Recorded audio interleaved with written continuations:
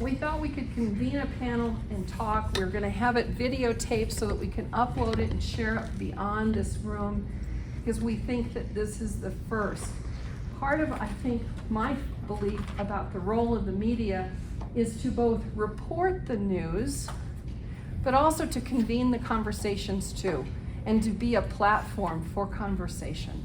And so I hope that that's one of the things that the Estes Valley Voice can do in this situation. I want to introduce you to a couple of people in the room. Our ad manager, Darren Stratman-Kruzmark, is back here, and if anybody wants to be an advertiser with the Estes Valley Voice, we would love to have your support. You can talk to Darren after the panel discussion. I now want to turn our attention to our panel. We are really fortunate. Adam Crowe is with us tonight. He is going to be our moderator for this event. Adam is with the Larimer County Economic Development. Am I saying this right? Economic and Workforce Development. Workforce Development. With us tonight, we have Mark Ell, who is with Alpha Capital Management Group. Mark is an investment advisor. That's the correct way to say that, okay? And we have Scott Applegate, who everybody in the room, of course, knows. He is the president of the Bank of Estes Park. Maureen McCann is the owner of the Mad Moose, which is a retail store in Estes Park. And then we also have, and I keep mispronouncing Rajiv Poudel's name. Did I say it right? I said it right. That's great. Rajiv is one of the owners of the Estes Village, as well as several other restaurant and others. Do you own any other retail establishments in town? Yes, we do. We have Estes Park Candy and Jerky and Estes Park Souvenirs. Oh, several retail things. Tariffs is obviously the subject matter, and how it has affected the economy and how it potentially will affect the economy as we move forward throughout the calendar year and possibly beyond. So a lot of these things are more bullet points and maybe some statistical analysis, but again, I think it's important to lay a backdrop so that you can formulate what sort of questions you'll want to ask locally as it pertains to you, your business, and what sort of planning you might need to do in the near future. So my first note is brace yourself, right? Because tariffs is, and the implementation into what country and to what level, it's changing. Literally, it seems every day. And that's really the tough thing to put a thumb on. So brace yourself. Tariffs are implemented, they're current, they're existing, they're happening right now. And what we're seeing in the economic data as we see the news fold out is that we're already seeing some supply delays. We're seeing some shortages, and we're obviously seeing price hikes, right? Which is rolling into what we would call inflation. And so that's already being baked into the markets already so far. And when I say markets, I'm talking about what you see on the news. It's the Dow Jones Industrial Average, the S&P 500, the NASDAQ. And we're starting to see some of the markets already forward thinking what potentially could happen. And that relates to what we call volatility. We saw the markets pull back in April for several days in a row, and then we've had the last week has actually been pretty darn good, and we've actually gained back half, if not a little bit more than half of the losses that we saw in your own personal investments, right? So, because that's where my world lives. In the 401k world, my job is to make sure that if everybody is putting money in their company's 401k, that they invest it appropriately and hopefully have more money in retirement. That's my reason for getting up in the morning. So Liberation Day was April the 2nd. That was roughly a little over a month ago. And that's when this whole 10% tariff, reciprocal tariff went into place. And that's active and implemented.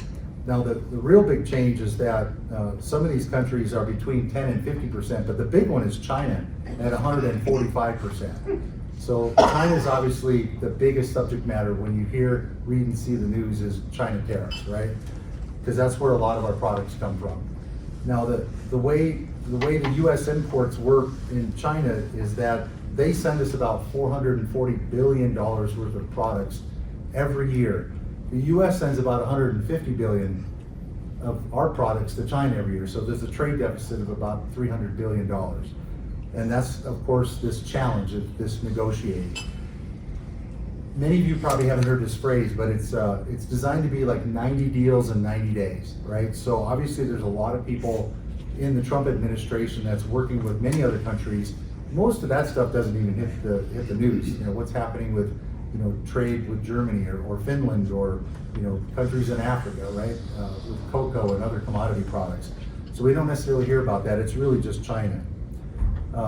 Currently, the first Trump administration implemented a 20% import tariff with China. The Biden administration held on to that. So there's always been some tariffs there on Chinese imports. It's just that it's changed dramatically. It's not 20% anymore, it's 145. So 90 deals in 90 days, we'll see what happens. Now, most of the items that are affected by tariffs coming from China, you would mostly hear about toys. That's gonna be one of the biggest products that China imports to the US, but we also talk about smartphones, we talk about computers and consumer electronics that are made in China, imported. And then from other countries, maybe Canada, Mexico, we talk about auto parts and things of that nature. So those are the real items that would tend to be in the news. So the gamble is this, you know, it's really, will deals be made? Are they going to be successful? If you're a negotiator and you can't seem to strike a deal, well, then the first thing you do is you would extend it. You would take more time and extend the implementation of some of these tariffs to allow the deal to come to fruition. And if that doesn't work, you have to retreat your policy, right? You give up. And we have yet to see what that's gonna lay out here in the next coming months. Key players, just names that you're gonna hear of. You've got Howard Lutnick, who's the Commerce Secretary. You've got Peter Navarro, who is the Chief Trade Advisor to Trump. You've got Marco Rubio, which is the Secretary of State. He now just picked up another role of National Security Advisor over the weekend. And then you've got J.D. Vance as Vice President and Scott Bessent, who is the U.S. Trade Secretary. And all of these people have hosts and teams of people that are probably out in the field working hand in hand, trying to move forward this Trump agenda to create this 90 deals in 90 days to try to get some resolution. The U.S. is really going to have to rely heavily, not only what our agenda would be, but to rely on really the whole, the European Union, right, the 22 nations that are in the EU, as a collaborative effort, because those are our friends, right? And then of course you have Mexico, China, or Mexico and Canada, who are close neighbors to us.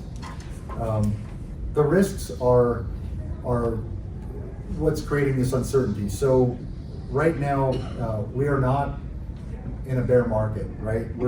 We've seen a correction, but we're not quite fully into what we would call a bear market, and we're certainly not even close to what we would call a recession, even though that word has been brought up on the news.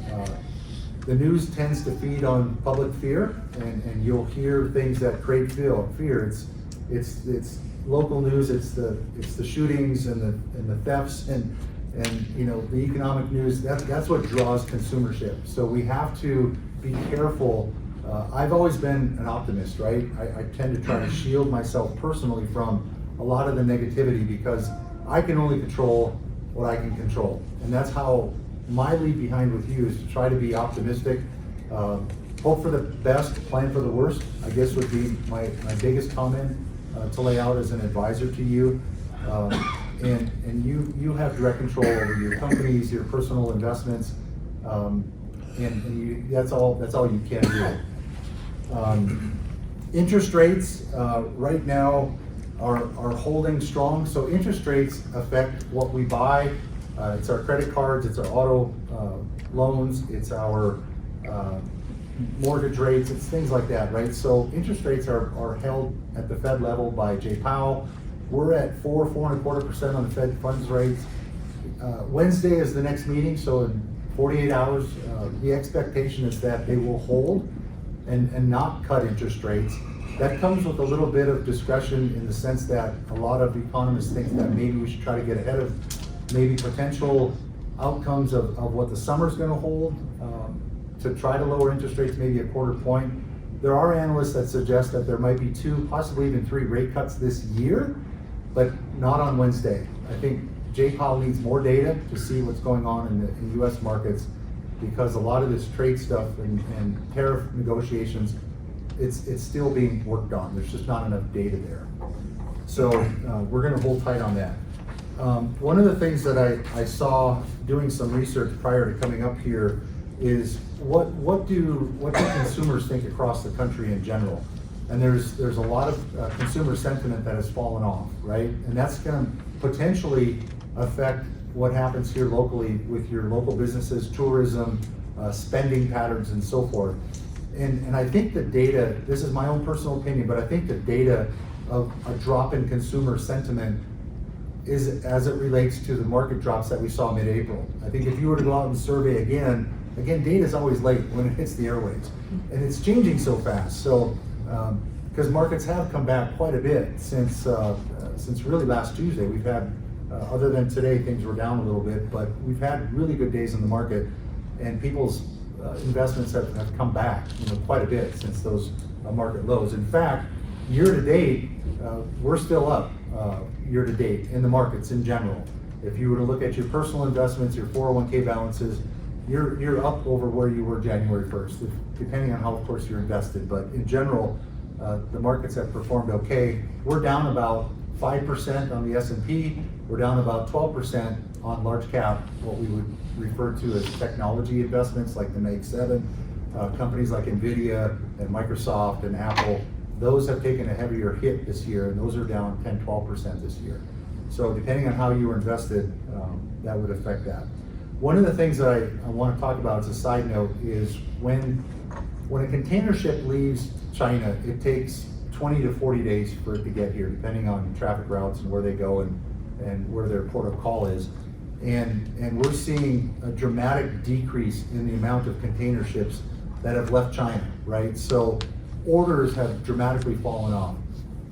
Now, what happened prior to orders falling off is everybody stocked up, and maybe some of you have done that. You probably were a little bit scared of tariffs, so let's build up some inventories and get that stuff now before tariffs go into place.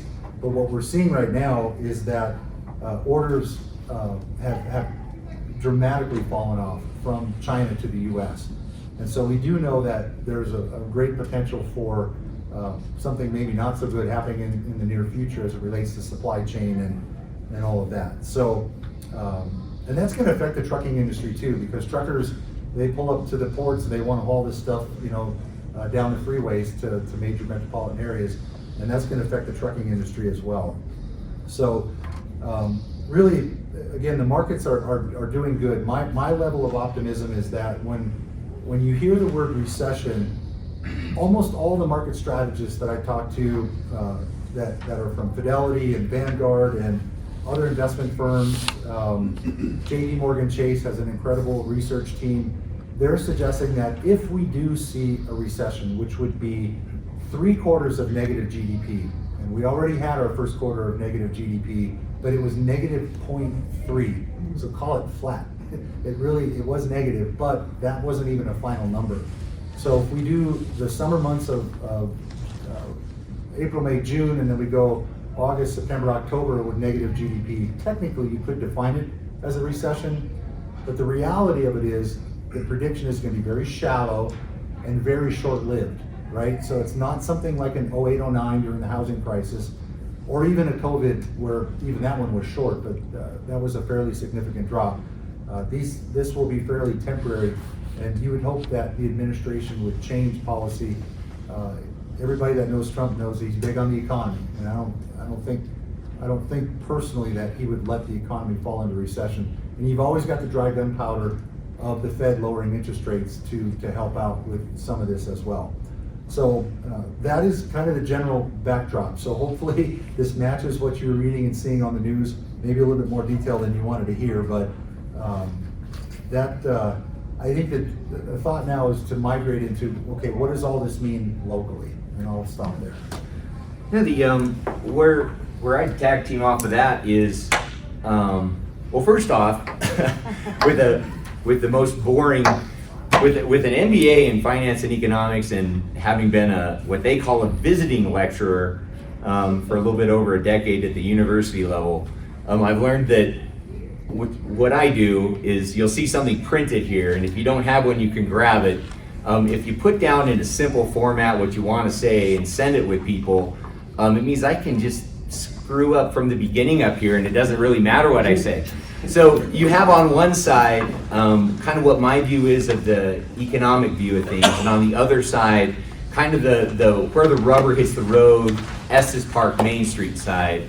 So one side is kind of what you summarized, which is, you know, a GDP that's flat, that was pushed negative really by, honestly, because people saw tariffs coming and imports were still high. Inflation that's high because that's what tariffs do. Rates that are kind of stable. You got to look past the short-term vision, but rates that are kind of stable. All of that leads to what we're going to call volatility, right? I mean, that's what you're looking at. So widespread impacts locally. And what I'd say to this room, if we're talking to really a room that people own their businesses and have those kind of interests, I guess my first point is, just because you can't log into Paychecks or Vanguard and look up your 401k or look up your investments, doesn't mean your business isn't just as impacted by the exact things we're talking about. Everything he just mentioned has the exact same impact on the values of what you're doing, for the exact same reasons that it impacts someone's 401k or their Vanguard portfolio. Retailers are ordering more than they might have otherwise ordered, which is why GDP was actually negative in Q1. There's a lot of uncertainty. It means consumer confidence is low. Families, where the rubber hits the road, families might be trimming their travel plans. They might be looking at their spending plans. Now, we've learned this in Estes Park. We've had fires. I've seen fire and I've seen rain. You know, we've seen it all up here. But we're fortunate. We've learned that people will come to Estes Park. I mean, the day that they put out the fire, people are coming up. So to oversimplify, what I would say, just, you know, it will be okay. To oversimplify what to kind of expect and what to plan for is that if it kind of corrects and consumer confidence starts to pick up again, they will still come from further away. They'll stay longer and they'll spend more with bigger ticket items. If consumer confidence remains kind of subdued, which is where we are right now, there's a lot of uncertainty is what I'd say, so people don't know what to expect. Well, they're gonna come from closer, they're gonna come from nearby, they're gonna spend less, and they're gonna have smaller ticket items. We're not shock proof in Estes Park, but we're definitely shock resistant, for lack of a better word. So expect, really, in Estes Park, you can expect Estes Park to perform better than the national economy. It's going to be better than the national economy. Put stuff on the shelves. The gamble is, what's that mix? Right? Is it big ticket items? Is it little ticket items? Where are you on that spectrum? Where are you going to fall? And so that's your math. You know your customers. That's you know your customers. You look at what you're going to do there.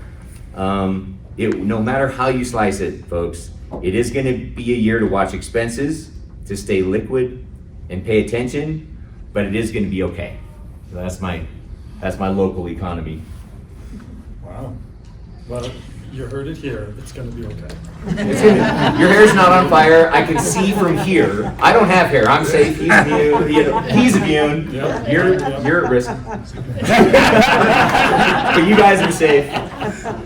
So it pays to be bald. And okay. Yeah. Well, thank you both for setting that stage, both locally and nationally. I think it's really helpful to have that context and to really see some of these pressures that when something happens in another country, we live in an economy, we live in a world that it can have an impact right here in Estes Park, which is in the middle of the United States, right? So, that being said, let's talk about retail right here in the middle of the United States in Estes Park. So, the two of you, Rajiv and Maureen, both own retail businesses here, along with many of the folks in the audience. Are you starting to see some impacts from the tariff talk or the tariffs literally? And if so, can you talk a little bit about what those impacts are? Well, yeah, I mean, like Patty mentioned, we opened our first invoice and it's like, okay, there it is, line item tariff, and it's like, you know, it's here, and whether we like it or not. So it was a little frightening, because I don't want to have to increase my prices, but I think for this one particular, you know, the items that you know showed up, I might have to.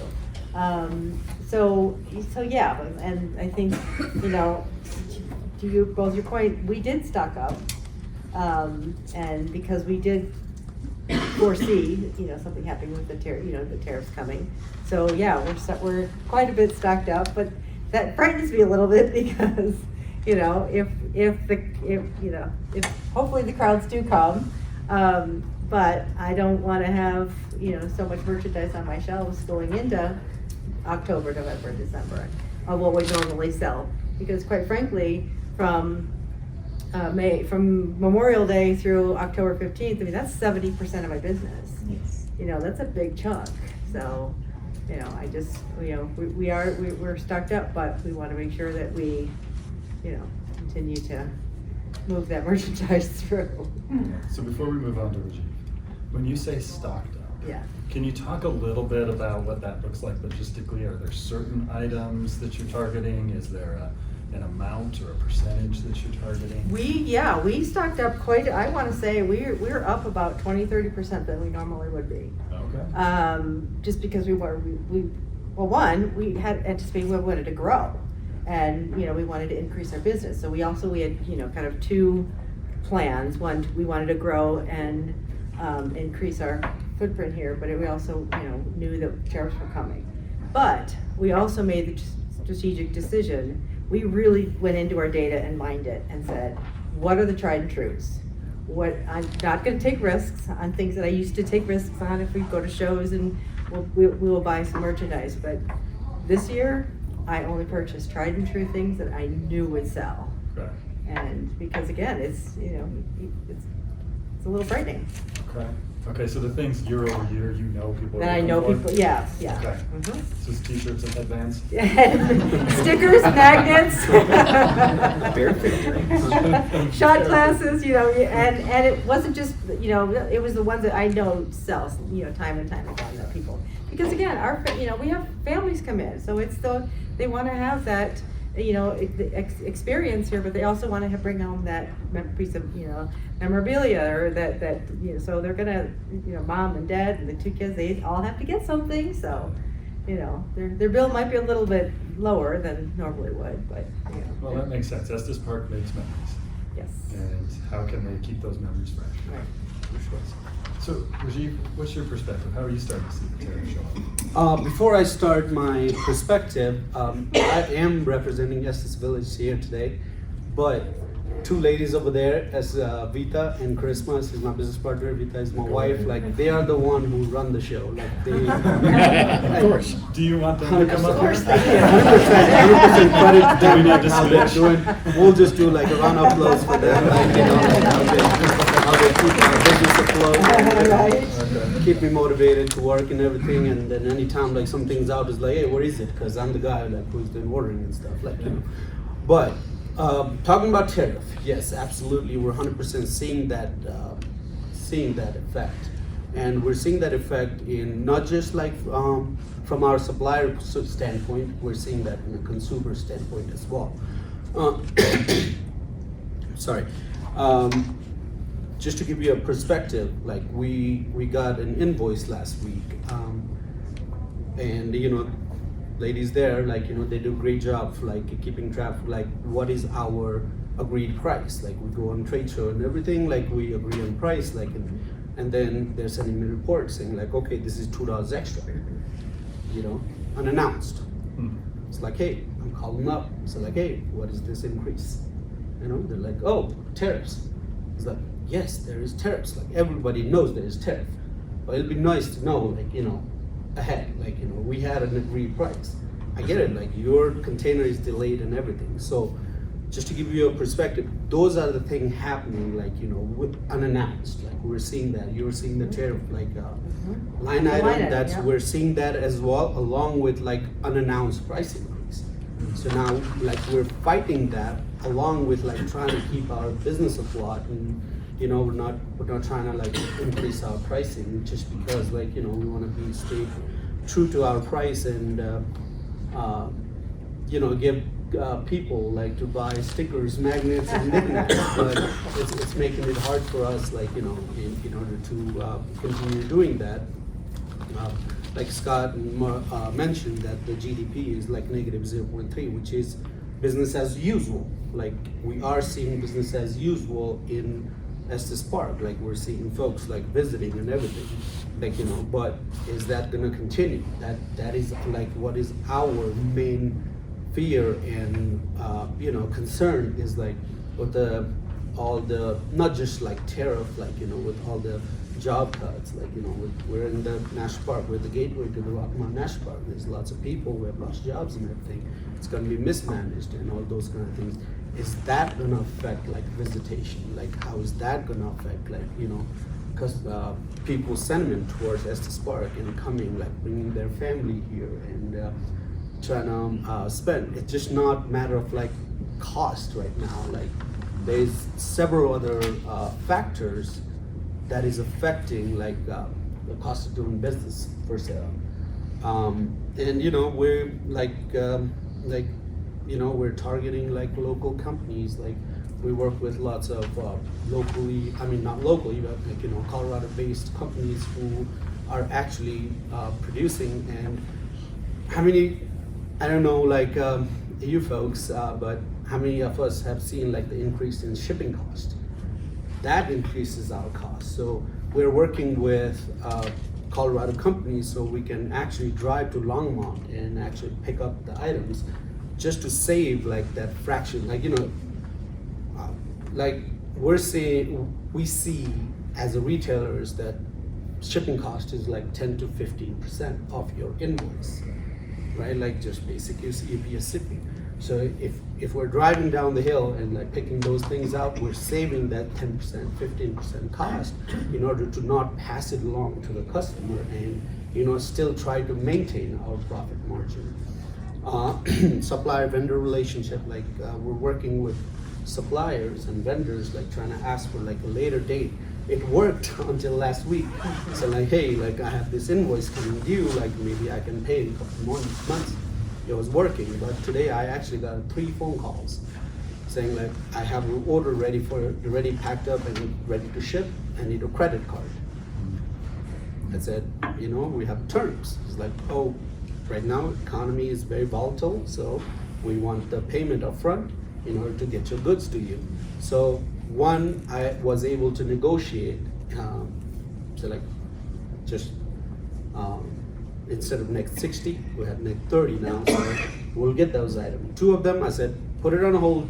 If you can find somebody in Estes Park to buy those goods, you can sell it to them. So you might get a phone call. I did the same thing. They asked me for a credit you know, card. I said, I'm just gonna have to hold off on the order and I'll look at it in June. And so like, you know, and then we're calling up on the orders that's supposed to be coming, and it's like, oh, our container is like stuck in LA or Long Beach, California, or in Miami. So it's just not released, or they're not paying the cost to release. And I understand, like with all the increase, it's gonna, like, they have to pass that along to us, you know. And another thing, like customer behavior, like what we're seeing is that people are hesitant, like to spend. You know, we had a great duck race weekend, like, you know, folks from Rotary and Visit Estes Park, like they did a great job, like marketing it. We did get like a good stream of people coming in town, like, and comparing the numbers last year to this year, visitation was 100% up. I mean, not 100% in the normal, but like it was up for sure. Yeah. But was it the same like in our shops, like people spending? Absolutely not. Same thing. Like I've experienced, like we have the restaurants downtown. Same thing. Were people like open to spend on things? Not necessarily. You know. So the visitation is up. It's going to be because like the Colorado, you know, our population has grown like so much in the last decade. So of course, like Estes Park is a very viable destination for people to come and visit. It's only an hour and a half away from Denver. So hey, let's just take a day trip. Does that mean they're gonna come and like spend as much like as they used to? We're not seeing that. So, you know, we're like our strategy, like Maureen mentioned, like we saw this coming. So we stocked up like around 30% more than what we did last year. And if you ask me what did I stock up, yes, it's gonna be t-shirts, stickers, magnets, those kind of knickknacks. And I have lots of things coming still, you know. But at the same time, like we will be able to present, like, you know, for sale at the similar price as before, so people can still, you know, spend money with us. So to support, like, you know, that's how our economy works. And, you know, at Estes Village, we take pride on like supporting local Colorado artisans. So we have a lot of local Colorado artists like that we have their stuff in there. So, you know, we're focusing on promoting those items that supports, like, you know, each other, and it supports the local economy, and that's how we're thinking about tackling this tariff at this moment. So. All right, that's interesting. Yeah. So, Maureen, Rajiv has brought up some really great discussion around. This is what, you know, you talked about. This is what I'm experiencing right now, which was what I asked you. So thank you for answering it. But when you're thinking, similar to Rajiv mentioned, over the next several months, do you have some concerns or some things that you're preparing for, similar to what he's saying is around consumer spending and maybe traveling here? What are they going to spend here? You know, as my grandma used to tell me, everything is temporary. It will pass. And what It will pass. we're trying to do also is, you know, create some experiences as well to keep people at the store longer. So like we bought these life-size animals so that kids can play, and I've noticed this over the weekends, like kids are playing, mom and dad are shopping longer. So we're trying to create more of an experience as well, you know, whether it's, you know, take a picture with, you know, the little moose or whatever, or the bear. So those are the kind of things, you know, in addition to watching your pennies every single day, and, you know, how much more can you put on a credit card? See, I always thought that large stuffed animals just cost money, but apparently they make money too. I'm hoping. I mean, it's been, you know, and social media is going to help. I mean, again, I think we're just trying to, you know, think of lots of different ways of staying out there. I mean, we're coming up with all sorts of ideas, so hopefully they're going to stick and work. So As soon as I walked And the in, retail rep, I was yeah, going to say, one of as them. soon as I walked in, Maureen handed me this brochure flyer. It says retail rally. Like it comes with a punch card. Like, you know, there's a $20 participation thing, and Visit Estes Park is promoting it. So, Yeah. you So know, we're- folks yeah. can, like, you know, go like spend $20 in one stop. They get their card punched and get into a drawing of $1,000. You know, different marketing schemes. Yeah, it's a which way is for like, you know, retailers it's to just- work together on. yeah, Let's this will let's help, help like, each you know, other. just to get the people get more motivated. So, like, okay, let's see, like, you know, $1,000 is $1,000, like at the end of the season, you know. So So we're all a you know, team. We're in this we're all together. Right, we're all yeah. in, like, you know, Okay. we're all We're all rallying together. Like, That's what That's you awesome. know, to help each other. So Huh. yeah. So the two of you have talked about liquidity, and I'm wondering with those lines of credit or other types of liquidity, how do you know when to dip in? Do Well, you I've already have- dipped in. Well, you already dipped in. Okay, so it's happened. Whenever, whenever you get phone calls, Oh, like, you gotta extended. pay, like, you know, So- you need to pay, like, you know, So- of course, like, Yeah. when you're doing the daily business, Yeah. like, of course, like, you have a bunch of payroll and rent and all those kind of things. Yeah. So those needs to be taken first in the primary. I'm not trying to put my vendors in the back of the list or back burner, but they are. They're not in front of me, like. I pay my place first, You know? exactly, and then that's gonna be number one. Yeah. Okay. You know, my banker Dwight will come and ask me for my mortgage payment, so I gotta pay that first before I pay my vendor. So like when I'm stretched to the furthest, or like, you know, in my last straw, then we try to dip into the lines of credit. So that will help, like, you know, because as long as and I'm not trying to give like a negative vibe or anything like on anybody, but as long as like folks are coming in town, like they will spend a little bit. It may not be like the same as like before. You know, we'll not see like 100% decrease. We might see like 20-30%. decrease, let's just say like 50% at the max. But, you know, that would still be able to, like, you know, pay your daily costs of doing business. And then in order to dip the line of credit, then when you start getting your vendor phone calls, and like, okay, I'm not sending you another load until you pay this. So that's when it will be. Well, I think too, like, you know, actually a brand new vendor that I started working with, I'm like, I'm gonna give you a little bit every week, which I normally wouldn't need to do that, but now I have to, because I have to extend that cash flow, you know, because normally I would have paid off the entire invoice right away, but, and he's like, oh, I understand, I'm like, we'll just stay in touch and we'll keep on it, so. So Yeah. negotiate with vendors. Yeah. The two of you who brought that up, okay. Yeah.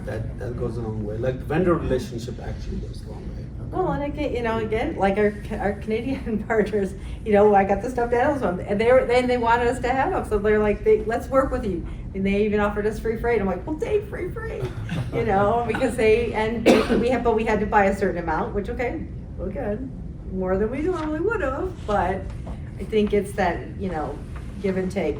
We want this, and you know, we want to help you, so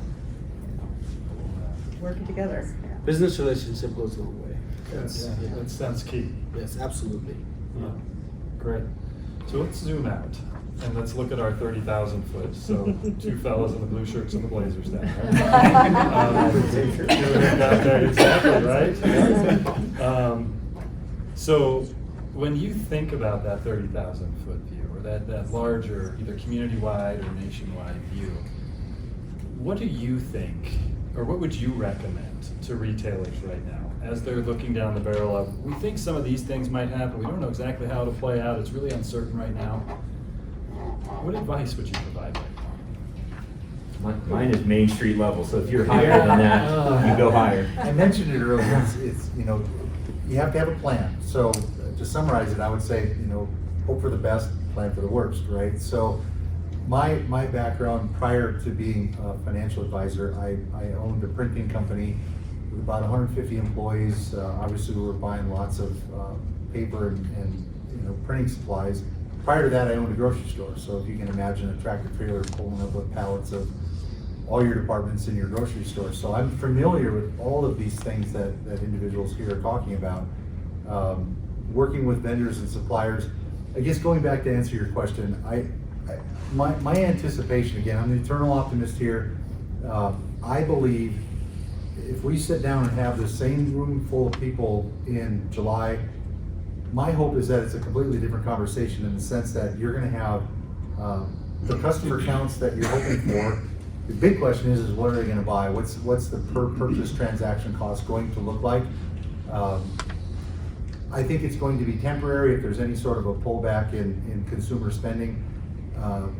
You have really low unemployment. It's roughly about 4%, which means people in the United States they're getting paychecks, and we as United States people, we spend our tax, right? So now, will that be travelers coming from the East Coast, from the West Coast, coming here to our national parks? That part I'm not sure. But there's 4.5 million people in Colorado that can easily jump in a car, come from Kansas City, come from Texas, come from Montana, come from Utah, that probably are going to be here. I think your counts are going to be normal. And it's just a matter of getting them to spend the money to, you know, take these store-bought items home. So I'm optimistic that I believe that will probably come to fruition. The whole tariff thing, I'm optimistic that there's going to be resolutions and deals made. It may not be with China, and there's going to be certain part of your population group in this room that may be getting a lot of stuff from China. Maybe you've got to switch suppliers and find somebody else that you're not even aware of. In the printing company that I owned, we bought paper from all over the place. A lot of it came from Washington, Wisconsin, International Papers, Pacific, Cascade, you know, but we started buying, you know, paper elsewhere because it was less expensive. So I think you have to be nimble, and I think that message has been loud and clear. Again, July, August, I think that's your resolution timeframe, but again, that's already past a lot of your tourist season. But I do think you guys are gonna be fine. That's just my hope, but I'm hoping it's reality. So that's two, you're gonna be fines. You're on the way. What I have to say is kind of 5 things, and there's a little bit of repetition to it because we've already said these things, but I just want to put some meat on the bones on each of them. And one of them is because I have to, man, because it's liquidity. I can't just say be liquid. I have to say be liquid, be liquid, be liquid, be liquid. And I can't just say get a line of credit. I have to say, because I'm a banker, I mean, we're not just nerds, we're like Jedi level, like join the Rebel Alliance nerds. You don't just need a line of credit. You need to not use your credit cards if you can avoid it, and you need a right-sized line of credit. You don't just need a line of credit. You need a line of credit that you are able to revolve that lines up with what you're going to spend, and what you sell will pay it off. A good banker will be able to come up with that really easy. So have a relationship with your banker. Cash is king. It solves problems. It secures discounts. It gets responses now. It expedites processes. And it's the best thing. It's the best favor you can do for yourself in an environment exactly like this and most other environments. So liquidity, number one. The other one, and you talked about ordering in advance, and we talked about it like that's the reason GDP was negative, guys. I mean, honestly, that's mathematically they're going to come back and talk about it, but that's the real reason. I have to be careful. There's both sides of my mouth. Order ahead to avoid tariffs, but don't over order. I mean, you've heard don't time the market. Guess what is exactly like timing the market? If you order too much, tariffs could be gone next week. Tariffs could be gone by June, and you've ordered inventory that lasts you through November. You now have this carrying cost that's just sitting there, and you put it on your line of credit that Scott told me to get. Well, now you have interest carry for that period of time. So don't over order. Get what you know you're going to need for the period of time that you know that you're going to be busy. I would say don't go too long, man. Definitely don't go past summer. You have other vendors, you have other products. So don't, number one, liquid. Number two, don't over order. Number three has to do with not over ordering too, but don't wait. Spend time now, consider alternative products, alternative vendors. You talked about ordering in Colorado. Look for those other things that you can put on the shelves that aren't gonna have the tariffs, that are gonna fall in the right price lines for your customers. So all these are kind of the same thing, but number 4, you both hit on this, so I'm just repeating this just blatantly, but don't roll over for your vendors. They don't make the rules. They act like they do just because they put the line item on the invoice. Negotiate it, renegotiate it, change vendors if necessary, ask them to absorb the tariff. If it wasn't quoted on the order, push back. Ask them to split the cost with you, ask them to allow more time to pay that portion of the cost. They don't make the rules. They don't until you pay them. You hold the cards, right? You can send the product back and you can get a different product. And then the last one is I kind of have to, I hit it before too. The last one is the most important one. You know your customers best. There is no one, you know their kids' names, man. In some cases, they come and see you just to see you. They buy something because they're there, and they just wanted to come see you. You know your customers. So you know what they won't spend if you add to the price, and you know what they will spend. You know what they're interested in. So protect your margins. You know if you're paying that extra shipping and you're adding that tariff and you look at that item, you know if they're not going to pay that. Go find a different product. Go find a different vendor. Go do that work now and put those things on your shelf. Maybe they will pay it, so put it on your shelf. So that the number 5 is the most important thing. The rest of it is just how to get there. Don't let your vendors make the rules. You're the ones that control it, and do it for your customers. Protect your margin by giving the customers what they want. That's the banker.